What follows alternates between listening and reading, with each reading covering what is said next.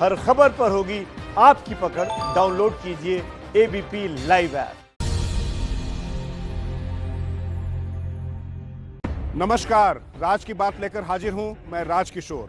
और राज की बात में आज बात होगी नीतीश को लेकर बीजेपी के गुप्त प्लान की, और साथ ही भारतीय सियासत के फलक में ओवैसी के बढ़ते प्रभाव और रणनीति की, और साथ ही सीबीआई कैसे जवाब देने जा रहा है राज्यों को।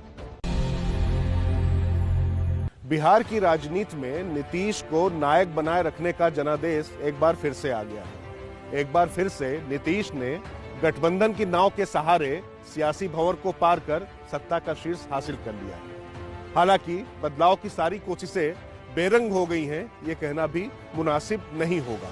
और इन्हीं बदलाव की कोशिशों में छिपी है आज के राज की बात, जिसमें संभावनाओं के सूत्र 2022 के उपराष्ट्रपति चुनाव तक पहुंचते हैं। कल शपथ ग्रहण समारोह होगा। नीतीश की बिहार में बुलंदी भले ही बरकरार है, लेकिन पार्टी कमजोर हुई है, ये बात वो अच्छी तरह जानते हैं। बिहार का नंबर 1 चेहरा बनने जा रहे नीतीश की पार्टी नंबर के लिहाज से तीसरे पायदान पर पहुंच गई है। मतलब ये कि नीतीश का राजनीतिक शिखर बरकरार है, लेकिन इस रंग में गहरा भंग पड़ चुका है, और उसी के साइड इफेक्ट पार्टी को असहज करने वाले सवालों में दिखने लगे हैं। सवाल ये कि जब बीजेपी की सीटें जेडीयू से ज्यादा हैं, तब भी सीएम नीतीश ही रहेंगे। हालांकि धन्यवाद बिहार कार्यक्रम में खुद पीएम मोदी ने नीतीश के नेतृत्व की बात करके उन सवालों पर विराम लगा दिया। आत्मनिर्भर बिहार के जिस संकल्प के लिए आपने जो अपार प्यार दिया है, उससे भी मैं और हमारी पूरी टीम अभिभूत है। हम सभी भाजपा के कार्यकर्ता नीतीश जी के नेतृत्व में एनडीए के कार्यकर्ता हर बिहारवासी के साथ इस संकल्प को सिद्ध करने में कोई कसर बाकी नहीं रखेंगे। पीएम के बयान से उन सवालों पर विराम लग गया, लेकिन राज की बात यह है कि इसी विराम के पीछे एक आरंभ की कहानी छिपी हुई है। राज की बात छिपी हुई है।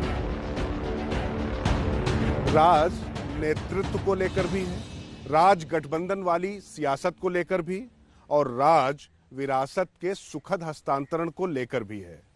क्योंकि 2022 में यूपी के विधानसभा चुनाव हैं, और जातीय समीकरण साधना भी बीजेपी के लिए आवश्यक है। उत्तर प्रदेश में कुर्मी वोटर्स का करीब 16 जिलों पर सीधा प्रभाव है। चूंकि नीतीश देश की राजनीति का बड़ा कुर्मी चेहरा है, ऐसे में उनका बिहार का सीएम बनना यूपी में हमेशा फायदे का सबब बनता है। और बिहार में अड़चन डाली गई तो side effect Kurmi vote bank पर दिख सकता है। बिहार में नीतीश को ही नेतृत्व में बनाए रखने को लेकर दूसरी राज की बात भविष्य के सियासी गठबंधन और गठबंधन निभाने में ईमानदारी और भरोसे की बात को लेकर है। दरअसल महाराष्ट्र में शिवसेना और पंजाब में अकाली दल के साथ गठबंधन टूटने के बाद बीजेपी पर यह आरोप लगने लगा कि वो अपने सहयोगी दलों के प्रति ईमानदार नहीं है। और देश की राजनीति को गठबंधन धर्म का मर्म समझाने वाली बीजेपी के लिए यह आरोप आगे बेहद खतरनाक साबित हो सकता है, क्योंकि मिशन साउथ विक्ट्री में क्षेत्रीय दलों की उसको जरूरत है, और वो अगर ये छवि बनी रही तो साथ आने से परहेज कर सकते हैं।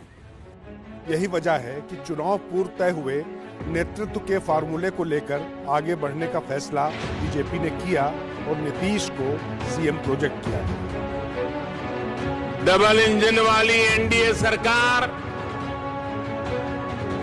बिहार के विकास के लिए प्रतिबद्ध है। कहां से रोजगार लोग लेके आ जाएंगे? ये कार्य कोई करेगा तो प्रधानमंत्री मोदी जी और नीतीश कुमार जी मुख्यमंत्री के रूप में बिहार के अंदर करेंगे।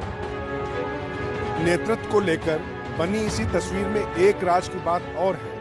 राज की बात ये कि अभी तो नीतीश सीएम बन रहे हैं, लेकिन हो सकता है कि आने वाले वक्त में चेहरा बदल जाए। हालांकि इसका मतलब ये बिल्कुल नहीं कि नीतीश हाशिए पर।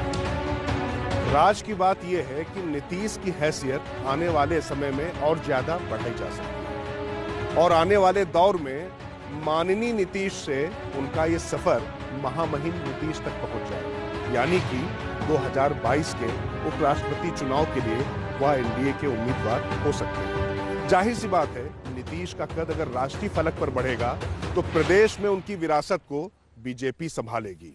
हालांकि अभी इसमें वक्त लगेगा।